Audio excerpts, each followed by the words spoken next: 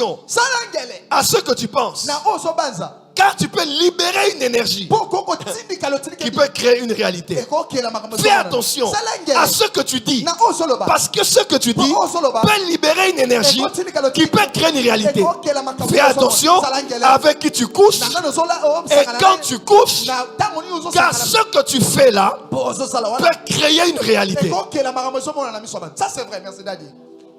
L'homme est créateur parce qu'il dépense une énergie au niveau de ses pensées, au niveau de sa bouche et au niveau de son sexe.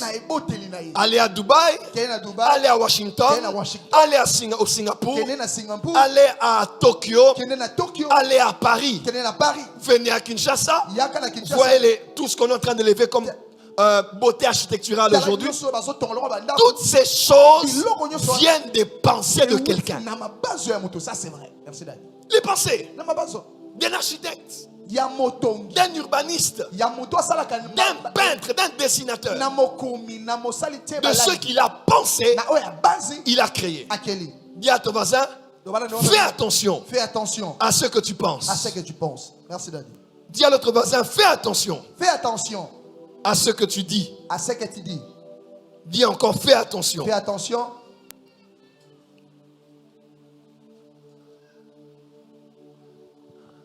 À ce que tu fais. Vous avez compris. Ça c'est vrai. On a compris. Dieu a créé l'homme comme dernier créateur. L'homme n'est pas seulement la dernière créature, mais il est aussi le quatrième créateur dans le plan de Dieu. Le Père est créateur. Jésus a dit, béni sois-tu Dieu créateur des cieux et de la terre. Parce que le Père est créateur. Le Saint-Esprit est créateur. Dans Job il est écrit, l'Esprit du Seigneur m'a créé et le souffle du Tout-Puissant m'anime. Jésus est créateur. Genèse, Jean 1 verset 2. Tout ce qui a été fait par elle. Et rien de ce qui n'a été fait n'a été fait sans elle. Par qui? Par la parole. Verset 14 dit, et la parole a été faite chair. Elle a marché parmi nous, plein de grâce et de vérité. Le Père est créateur, Jésus est créateur, le Saint-Esprit est créateur. Et au commencement, ils ont dit, faisons l'homme. Les trois, faisons l'homme à notre image. Et ils étaient à trois. Quand ils ont créé l'homme, l'homme est devenu quatrième créateur, participant à la nature divine. Dis à ton voisin, je suis le quatrième créateur. Merci Daddy. Et les trois centres que Dieu a mis en toi, par lesquels tu peux créer comme il a créé, ce sont tes pensées, ce sont tes paroles, et c'est par la voie du sexe, par la voie sexuelle. Ces trois centres peuvent créer une réalité, peuvent créer un avenir, peuvent créer un futur, peuvent créer une destinée, en bien ou en mal. N'est-ce pas, la Bible déclare que l'homme et telles sont les pensées de son âme. N'est-ce pas, la parole déclare, j'ai mis que la mort et la vie sont au pouvoir de la langue. N'est-ce pas, la parole déclare que le lit conjugal ne doit pas être souillé, parce que la sexualité doit être pratiquée dans un cadre et non avant ou hors mariage. Autant il y a du bien dedans, il y a du mal dedans, dans les pensées, dans les paroles et dans la voie sexuelle. Dieu a utilisé sa bouche et ses mains pour créer, mais il a mis ce pouvoir créateur dans des centres énergétiques de l'être humain, dans le penser, dans le parler et dans la sexualité. Ces trois réservoirs qui détiennent la puissance créatrice de Dieu. Ces trois réservoirs sont l'extension du pouvoir créateur de Dieu dans le corps humain. Autant que Dieu a créé son monde, parce qu'il a dit et parce qu'il a touché, tu peux créer ton monde parce que tu penses, parce que tu dis et par la voie sexuelle. Quelqu'un peut dire Amen très fort. Amen. Quelqu'un peut dire encore Amen très fort. Amen. Quelqu'un peut encore dire Amen très fort. Amen. Et laisse-moi te dire, lorsque ces trois réservoirs se mettent en addition, il y a un danger. Merci, Daddy. Par exemple, dans le mariage, quand un couple pense à un enfant, ils pensent à un enfant, ils imaginent un enfant, ils soupirent après un enfant. Quand ils commencent à parler, à déclarer et à prier, quand ils s'accouplent, cet enfant qui naît est un enfant dangereux. Il n'a pas été seulement le produit de la sexualité, il a été le produit d'un désir. Il a été le produit des déclarations prophétiques. Et quand cela passe par la voie sexuelle, ce genre d'enfants-là sont des créateurs dans leur monde. Ce sont des innovateurs. Ce sont des pionniers. Parce qu'ils ne sont pas un accident sexuel. Ils sont un produit voulu, désiré, pensé et prophétisé. Quand l'énergie du sexe se joint à l'énergie des pensées, et l'énergie des pensées se joint à l'énergie des paroles, il y a quelque chose qui se passe. Excusez-moi de le dire. Je le dirai peut-être dans une réunion de couple, mais je vais le dire quand même. Il y a un couple que je connais qui n'avait pas d'enfant, servant Dieu mais sans enfant. Et Dieu a donné une instruction à l'homme, il est prophète. Dieu a dit, mon fils, je veux que lorsque tu vas connaître ta femme, au moment de jouir en elle, au moment là, il faut que tu dises des choses. Que tu dises, quand vous cherchez un enfant, que tu dises des choses. Quelqu'un d'autre dira, oh non, c'est un moment de plaisir seulement. Comment quelqu'un peut avoir des pensées à prier, ça va le refroidir. Les choses spirituelles sont spirituelles. Ça c'est vrai. La sexualité est liée à la spiritualité. Ça c'est vrai. Ne vous a-t-on jamais dit qu'il y a des hommes qui couchaient avec des femmes et pendant qu'ils voulaient jouir, ils ont commencé à dire des incantations, à sortir des phrases bizarres. Combien de filles à Kinshasa ici cherchent la délivrance? Parce qu'au moment où le plaisir se passait, elle a entendu l'homme dire une phrase ou bien un mot bizarre. C'est pourquoi la sexualité, ce n'est pas d'abord la création, mais il y a un moment dans la sexualité où il y a une ouverture de la puissance créatrice. C'est dans ce moment-là que le monde spirituel travaille et que le spermatozoïde reçoit la vie pour aller vaincre et aller créer la conception. Dieu a dit, pendant ce moment-là, quand tu seras avec ta femme, tu vas dire des choses et l'enfant arrivera. 9 mois après, ils ont eu des jumelles. Tu n'as pas acclamé. 9 mois après, ils ont eu des jumelles. Là où les pensées ont libéré leur énergie, là où les paroles ont libéré leur énergie, là où le sexe a libéré l'énergie, la création est vivante. Ça c'est vrai. Dis à ton voisin, l'année de l'ascension. L'année de l'ascension. Balance la main, dis Seigneur, je suis là. Seigneur, je suis là. Dis encore Seigneur, je suis là. Seigneur, je suis là. Dis encore Seigneur, je suis là. Seigneur, je suis là. Tu peux créer un être humain. Et laisse-moi te dire, quand Dieu voit un homme, il voit une nation. Quand la femme croyait qu'elle avait 2 enfants dans son sein, la prophétie est sortie. Tu as 2 nations dans ton ventre.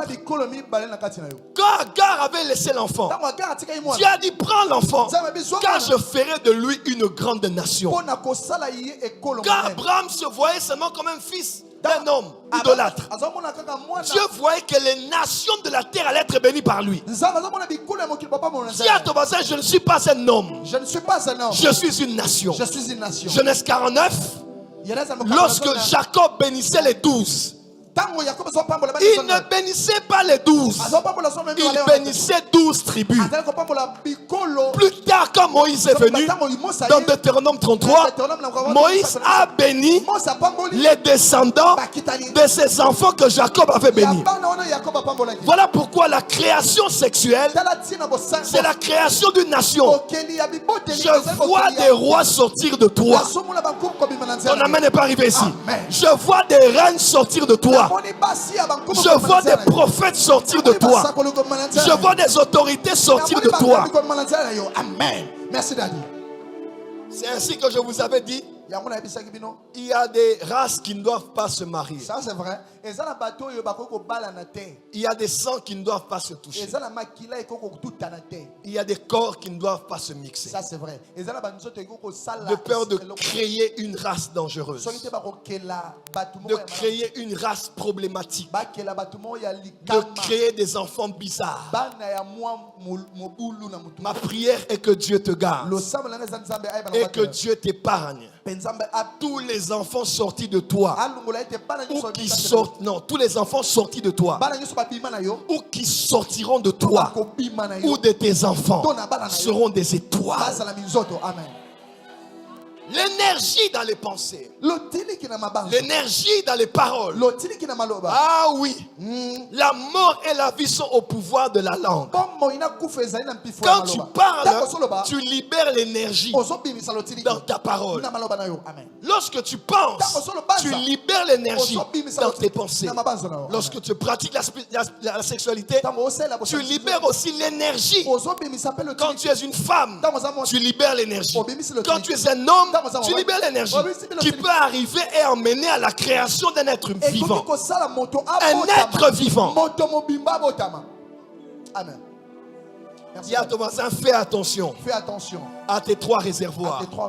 Voilà pourquoi, Pasteur Ben, quand Satan veut créer un autre monde autour de toi, il va toujours attaquer ces 3 réservoirs. Ça, c'est vrai.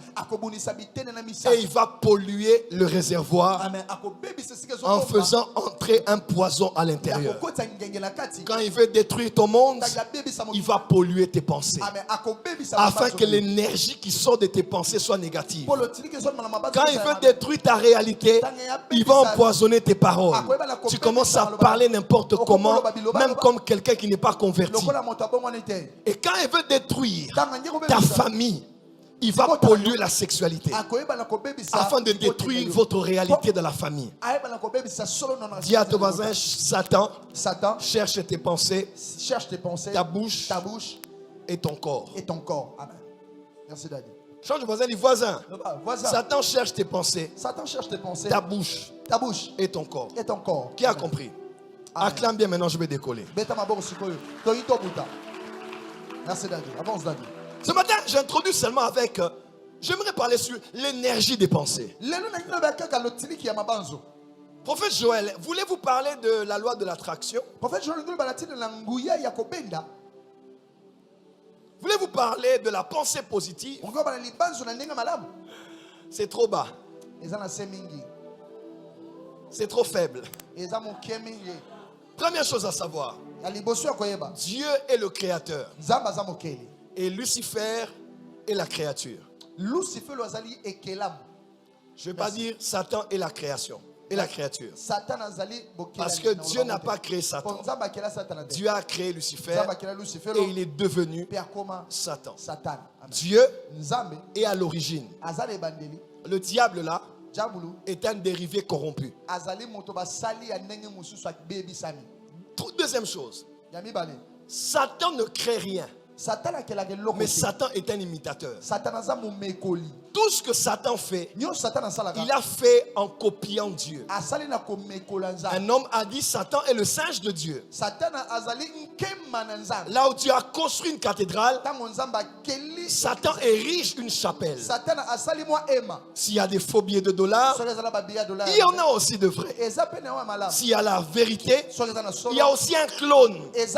S'il y a l'original, il y a aussi la photocopie.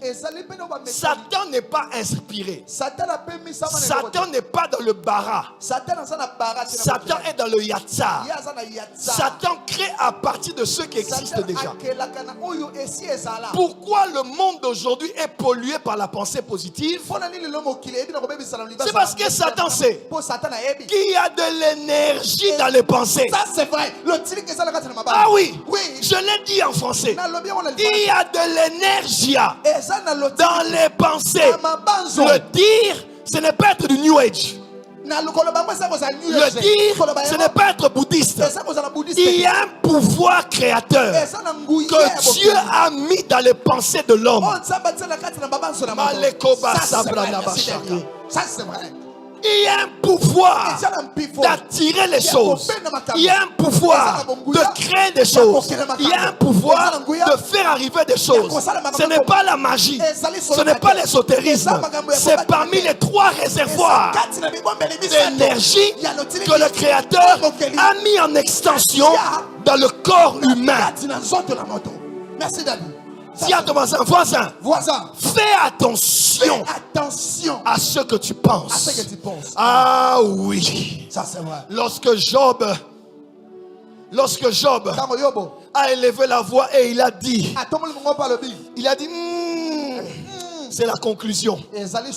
C'est la conclusion. C'est la conclusion. Job a dit, ce que je craignais est finalement arrivé. Ce que je pensais beaucoup est finalement arrivé. En d'autres termes, quand Job donnait les offrandes sur l'autel, il avait peur. Quand ses enfants sortaient, il se disait, un jour ils vont revenir comme ça et les murs vont tomber sur eux. Quand il marchait, il regardait ses bœufs, il regardait ses champs, il disait, le feu peut aussi tomber ici et brûler. Les étrangers peuvent venir détruire. Tout ce que Job a vécu, en conclusion, il a dit, ce que je craignais est arrivé. Job était intègre, Job aimait Dieu, Job était fidèle, mais Job avait un problème. Il avait peur. Il vivait tous les jours avec la peur de perdre ce qu'il avait. Voilà pourquoi Satan est allé chez Dieu. Il a dit, oh Dieu, le contraire de la foi, c'est la peur. Le contraire de la foi, ce n'est pas le doute. Le contraire de la foi, c'est la peur. Quand tu doutes, tu as eu un peu peur. Voilà pourquoi Jésus a dit, homme de peu de foi, pourquoi avez-vous eu peur? Il n'a pas dit pourquoi avez-vous douté. Il dit pourquoi avez-vous eu peur? Homme de peu de foi. Le contraire de la foi, c'est la peur. Et quand Satan voit la peur, il voit son instrument. Pourquoi? Celui qui a la foi, il est agréable à Dieu. Celui qui a la peur, il est agréable à Satan. Et Satan a dit, c'est vrai, Job aime Dieu, mais il a tout le temps peur. Peur de perdre la femme, peur de perdre les enfants, peur de perdre l'argent. Même quand il fait les offrandes, parce qu'il a peur, il a le droit légal d'aller négocier à Dieu. Merci Daddy. Écoutez-moi. Pasteur Fahita, je connais des sœurs qui sont allées habiter chez des hommes, coucher avec des hommes, parce que l'homme a dit, si tu ne peux pas, je pars. Pas peur de ne pas perdre cet homme. Elles ont été prêtes à tout. Laisse-moi te dire, tu as peur. Et parce que tu as peur, tu vas perdre cet homme. Ça c'est vrai. Martin Luther a dit, tout ce que j'avais gardé, je l'ai perdu. Mais tout ce que j'ai mis dans les mains de Dieu, je le garde jusqu'à aujourd'hui. Il y a des femmes qui ont peur de perdre leur mari. Il y a des femmes qui ont peur de perdre leurs enfants. Tu viens au travail, tu as tellement peur de perdre le travail. Montre quelque chose, tu as peur. Tu vas perdre. Dieu va te prouver que c'est bien que tu perdes ça. Parce que tu as plus confiance au travail qu'au Dieu qui t'a donné ce travail. Dis à ton voisin, ne sois pas prêt à tout pour garder ce que tu as. Dis à ton voisin, fais attention. Tes pensées vont créer une perte. Ça c'est vrai. Merci David. J'ai peur de te perdre. J'ai peur de perdre ma place. J'ai peur de perdre ceci. La peur là, c'est un poison. Il est écrit, l'amour bannit la peur. Parce que là où il y a la crainte, l'amour n'est pas parfait. Ça c'est vrai. Tu ne peux pas dire que tu aimes Dieu. Tu as peur de tout. Tu as la présidence. Tu as peur. On dira ce que j'ai dit. Tu vas quitter là où tu es. Dis à Dieu, si c'est toi qui m'as mis ici, tu me garderas ici. C'est tout. Tout ce que Job a vécu, c'est ce qu'il avait créé dans ses pensées. C'est vrai. Tout ce que Job avait vécu là, c'est tout ce qu'il avait créé. Tu m'entends? Le monde spirituel, le monde des esprits communique avec les pensées avant de communiquer avec les paroles.